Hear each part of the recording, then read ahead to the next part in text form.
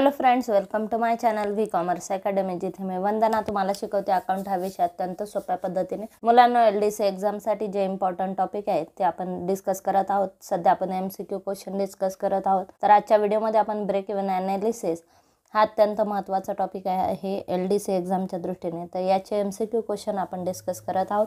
Cost and management accounting मधला हा अत्यंत महत्त्वाचा टॉपिक आहे. या टॉपिकचे महत्त्वाचे MCQ आज आपण डिस्कस करणार आहोत. तर व्हिडिओ महत्त्वाचा आहे, कुठे स्किप न करता बघा. चॅनलला अजून सबस्क्राईब केलं नसेल तर चॅनलला सबस्क्राईब करा आणि व्हिडिओ तुम्हाला कसा वाटला हे देखील कळवा. चला तर मग सुरू करूया आजचा व्हिडिओ. तर आजच्या व्हिडिओचा पहिला प्रश्न आहे, at break even point there is. Break even point म्हणजे काय? ब्रेक इव्हन पॉईंट बिझनेसमधला असा एक पॉईंट असतो जिथे आपल्याला प्रॉफिटही होत नाही आणि लॉसही होत नाही.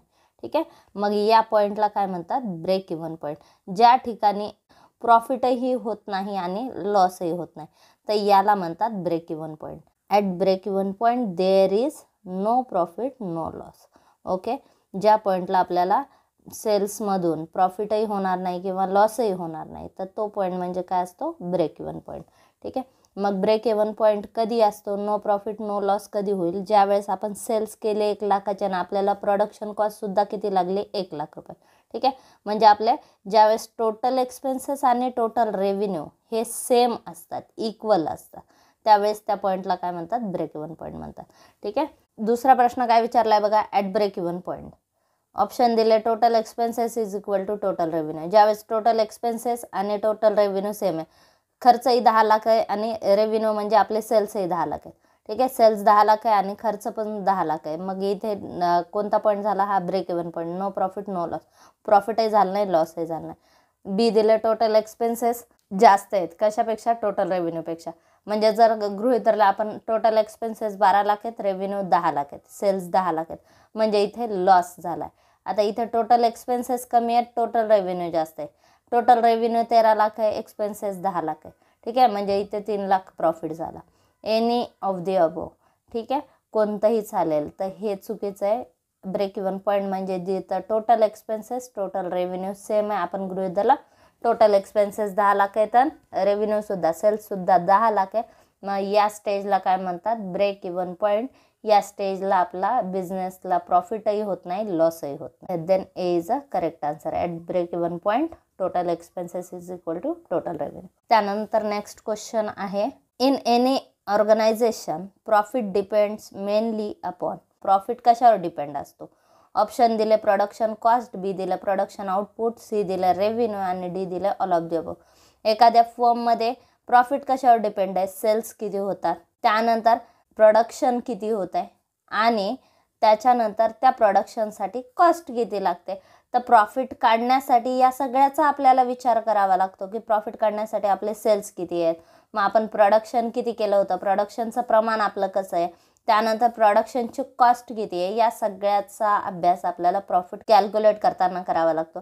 म्हणजे प्रॉफिट हा या सगळ्या गोष्टीवर डिपेंड असतो. Then D is a correct answer, all of the above. त्यानंतर नेक्स्ट क्वेश्चन आहे, there are various method to reduce cost of production except. Cost of production reduce करण्याची मेथड कोणती आहे विचारले. एक्सेप्ट ए दिले, इन्क्रीज इन प्रोडक्शन आउटपुट. आपलं उत्पादनाचं प्रमाण जर वाढलं तर काही फिक्स कॉस्ट असतात त्या आपल्याला, आता जर समजा रेंट ही फिक्स कॉस्ट आहे आपली 10,000 रुपये. 10,000 रुपये आपण रेंट देतो. आपण या रूममध्ये आपण जर समजा 10 युनिट प्रोड्यूस केले तर पर युनिट रेंट किती लागला? 10,000 भागिले 10 करा. 10,000 भागिले 10 किती येतं? 1,000 रुपये पर युनिट रेंट लागला. जर समजा आपण इथे 100 युनिट तयार केले तर हाच रेंट 100 युनिटमध्ये डिवाइड होईल. मग किती चार्ज होतो? रेंटचं प्रमाण कमी होतं बघा. त्याच्यानंतर जर समजा आपण इथं 10,000 युनिट प्रोड्यूस केले याच रूममध्ये, तर हा जो रेंट आहे 10,000 युनिटमध्ये डिवाइड झाला, मग ₹1 पर युनिट रेंट आपल्याला चार्ज होईल. ठीक आहे, म्हणजे जसजसं आपण प्रोडक्शनचं आउटपुटचं प्रमाण वाढवत जाऊ तसतसे आपलं काय होतं, काही खर्च फिक्स कॉस्ट ज्या असतात त्या कमी होत जातात आणि त्याच्यामुळे आपली कॉस्ट ऑफ प्रोडक्शन ही कमी होत जाते. ठीक आहे, त्यामुळे कॉस्ट ऑफ प्रोडक्शन कमी जर करायचं असेल तर आपल्याला प्रोडक्शनची कॅपॅसिटी वाढवावी लागते, प्रोडक्शन इन्क्रीज करावं लागतं. ठीक आहे, त्यानंतर reduction in number of rejection. Number of rejection म्हणजे जर समजा आपले जर नंबर ऑफ रिजेक्शन वाढला, 1000 युनिट प्रोड्यूस केले आणि त्यातले 100 युनिट डॅमेज झाले. 1000 युनिट प्रोड्यूस केले, 100 युनिट डॅमेज झाले म्हणजे रिजेक्ट झाले. ठीक आहे. मग हा खर्च, आपला खर्च काय होईल, खर्च वाढेल, कारण डॅमेज झाले म्हणजे लॉस वाढला.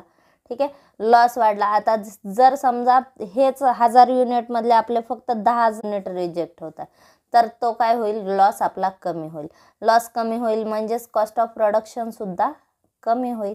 ओके, जिथे लॉस वाढला तिथं कॉस्ट ऑफ प्रोडक्शन वाढत जाणार. लॉस कमी झालं की कॉस्ट ऑफ प्रोडक्शन कमी होणार. म्हणजे नंबर ऑफ युनिट रिजेक्शन सुद्धा आपण रेड्यूस केले तर आपली कॉस्ट ऑफ प्रोडक्शन काय होते, रेड्यूस होते. त्यानंतर प्रोड्युसिंग स्टँडर्डाइज प्रोडक्ट्स म्हणजे आपले जे निश्चित केलेले तेवढं प्रोडक्टचं आपण उत्पादन केलं. रोज आपलं किती युनिटचं उत्पादन झालं पाहिजे हे जर समजा आधी फिक्स केलेलं आहे, तर तेवढं आपण स्टँडर्ड जर अचीव केले तर कॉस्ट ऑफ प्रोडक्शन आपोआप काय होत जाते, रेड्यूस होत जाते. ठीक आहे. आणि जर समजा स्टँडर्ड आपला अचीव होत नसेल तर त्या ठिकाणी काही ठिकाणी आपला लॉस होण्याची शक्यता असते, काही कॉस्ट आपल्याला जास्त चार्ज होण्याची शक्यता असते. त्यामुळे स्टँडर्ड अचीव झालं तर कॉस्ट ऑफ प्रोडक्शन आपोआप कमी होत जाते.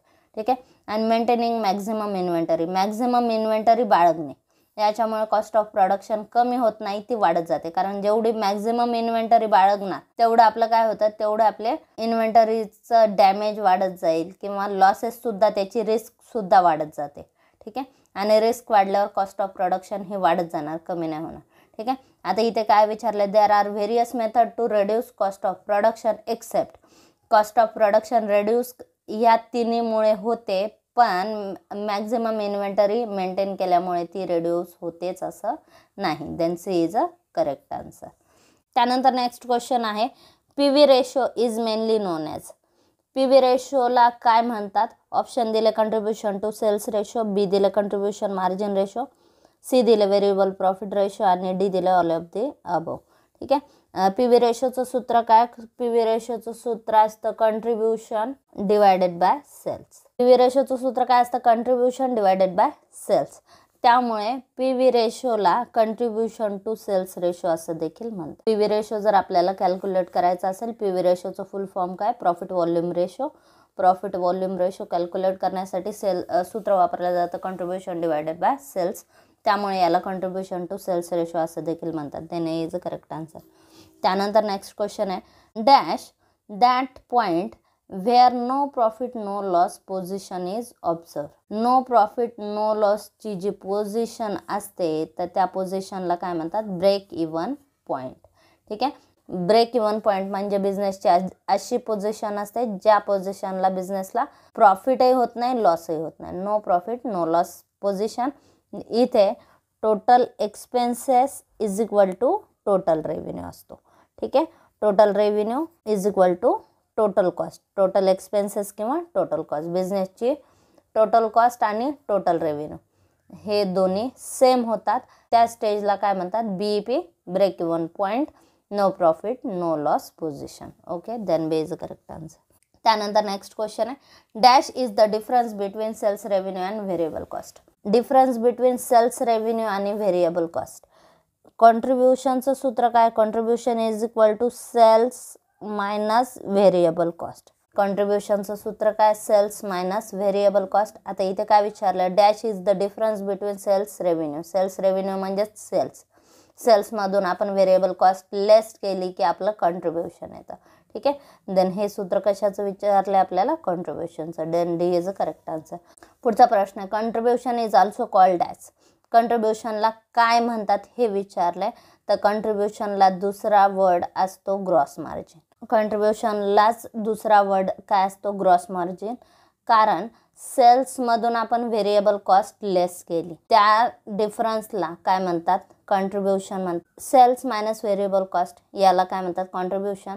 As it represent the revenue remaining after variable cost are covered and before fixed cost are accounted for. ठीक आहे. आपली कॉन्ट्रीब्युशन म्हणजे कोणती अमाऊंट असते? सेल्समधून व्हेरिएबल कॉस्ट लेस केल्यानंतरची जी अमाऊंट आहे, फिक्स कॉस्ट काउंट करण्याआधी जी अमाऊंट येते तर ती अमाऊंट म्हणजेच काय असते, कॉन्ट्रीब्युशन असते. ठीक आहे, आणि त्यामुळे त्याला काय म्हणतात, ग्रॉस मार्जिन म्हणतात. कारण ह्याच्यामध्ये अजून आपण फिक्स कॉस्ट काउंट केलेल्या नाही आहे, त्यामुळे याला ग्रॉस मार्जिन म्हणतात. Okay, then D is a correct answer. त्यानंतर नेक्स्ट क्वेश्चन आहे, dash is the difference between actual sales and output and the break even sales. Difference between actual sales आणि BEP sales, break even sales, तर यांच्यामधला difference म्हणजेच असते margin of safety. ठीक आहे, margin of safety म्हणजे आपले जे ॲक्च्युअल सेल्स आहेत आणि BEP सेल्स आहेत, तर यांच्यामधला डिफरन्स म्हणजेच मार्जिन ऑफ सेफ्टी आहे. म्हणजे आपलं जर समजा आपले ॲक्च्युअल सेल्स आहेत 12 लाख रुपये, ठीक आहे, आणि आपले BEP सेल्स आहेत 10 लाख रुपये. म्हणजे BEP सेल्स म्हणजे इथे no profit no loss stage आहे. ठीक आहे, म्हणजे आपल्याला BEPला जायचंच नाही आहे. जर आपल्याला बिझनेस सर्वाईव्ह करायचा आहे तर आपल्याला 12 लाख रुपये ॲटलिस्ट सेल्स करावेच लागतील. 2 लाख रुपये आपल्याला जास्तीचे सेल्स करावेच लागतील.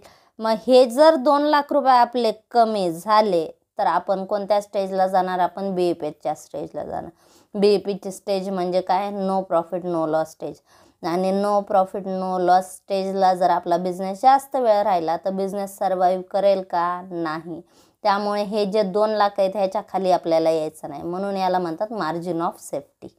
ठीक आहे, हे जर 2 लाख रुपये आपल्याला याच्यापेक्षा BEPच्या वरती 2 लाख रुपये मिळत आहेत तर हे जे 2 लाख म्हणजे आपल्यासाठी ती मार्जिन ऑफ सेफ्टी आहे. ठीक आहे, आणि हे जर कमी झाले तर आपलं काय, आपला बिझनेस सर्वाईव्ह करू शकणार नाही, म्हणून याला मार्जिन ऑफ सेफ्टी म्हणतात. ॲक्च्युअल सेल्स किती जास्त आहेत आपले BEPपेक्षा, तर त्याला काय म्हणतात, मार्जिन ऑफ सेफ्टी. म्हणजे याला आपल्याला मार्जिन ऑफ सेफ्टीच्या खाली जाता येईल का, आपल्याला बिझनेस सर्वाईव्ह करायचा असेल तर आपल्याला या स्टेजच्या खाली जाता येणार नाही, मग त्याला काय म्हणतात, margin of safety. Difference between actual sales आणि BEP सेल्स, याला मार्जिन ऑफ सेफ्टी म्हणतात. Then C is correct answer. त्यानंतर next, if contribution 3 lakh and sales ₹10 lakh then what is the profit volume ratio. PV ratio आपल्याला काढायचा. PV रेशोचं सूत्र काय, contribution divided by cells.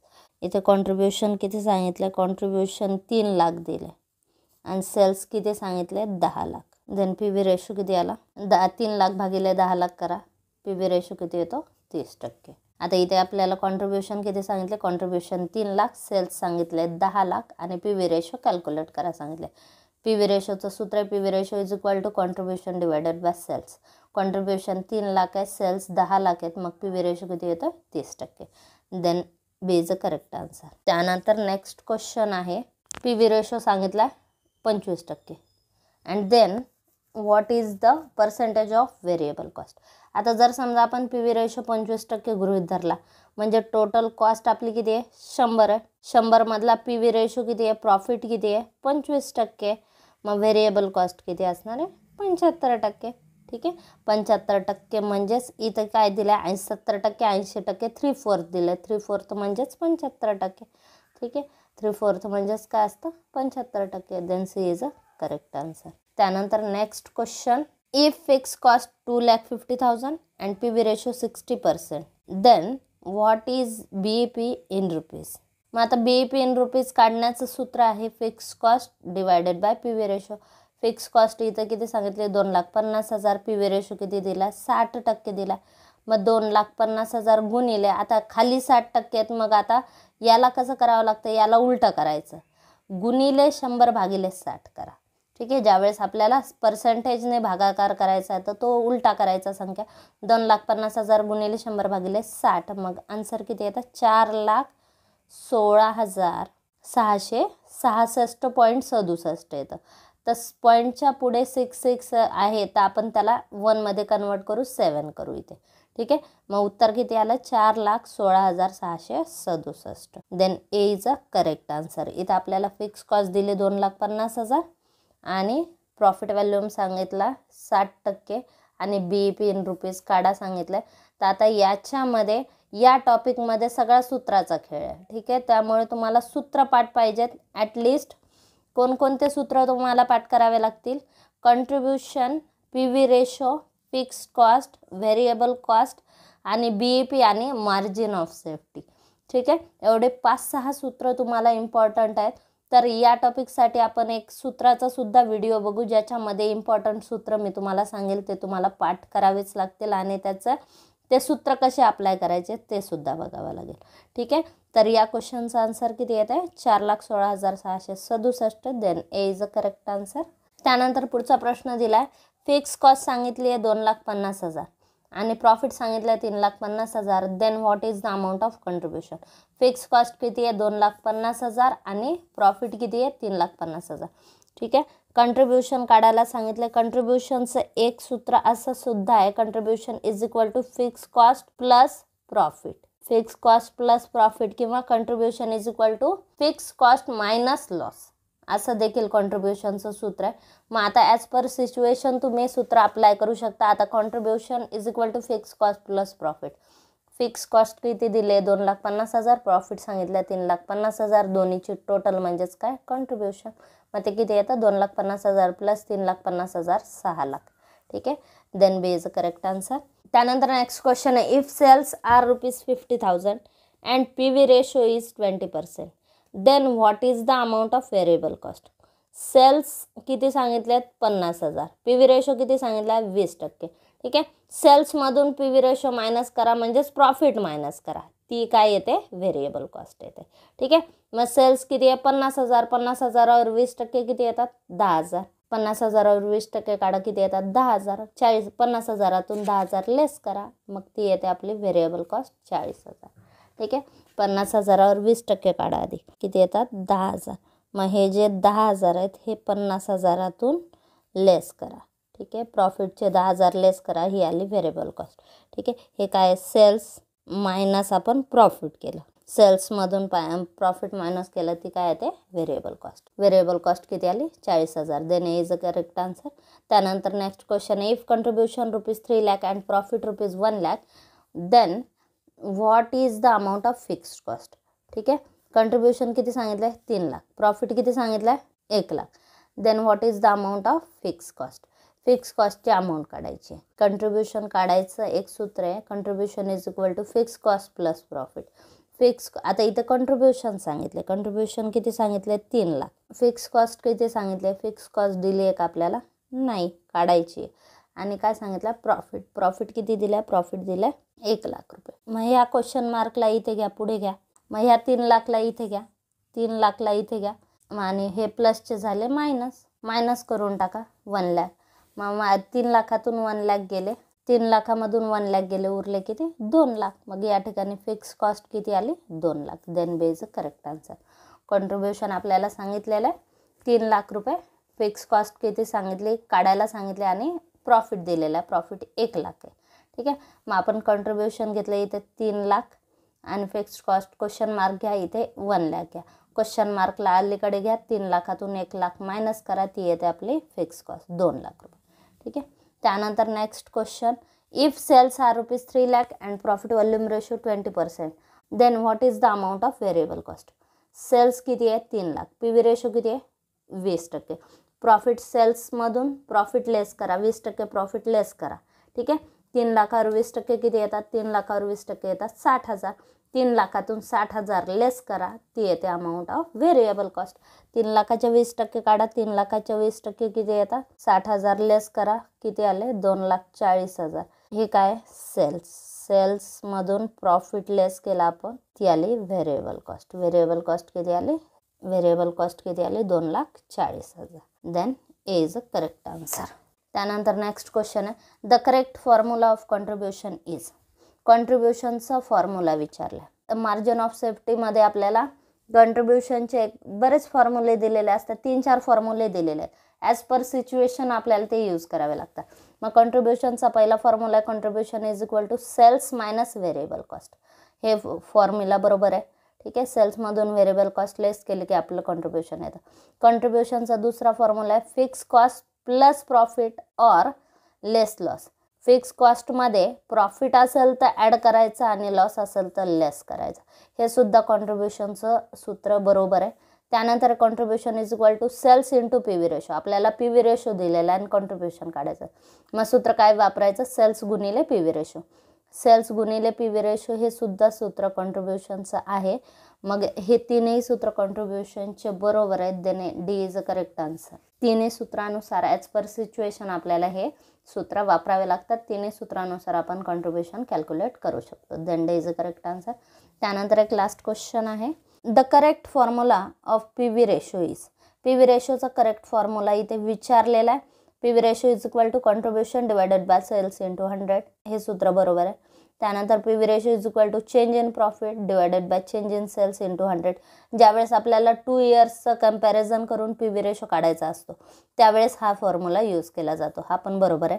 त्यानंतर P V ratio is equal to sales minus variable cost. Contribution आपण कसं काढतो? Sales minus variable cost. म्हणजे इथं कॉन्ट्रीब्युशनच्या ऐवजी direct sales minus variable cost हा शब्द वापरला. ठीक आहे. Sales minus variable cost divided by sales into 100 हे पण सूत्र पी व्ही रेशोचं बरोबर आहे. ठीक आहे. तिन्ही सूत्र आपण पी व्ही रेशोच्या कॅल्क्युलेशनसाठी वापरू शकतो. Then D is a correct answer all of the above.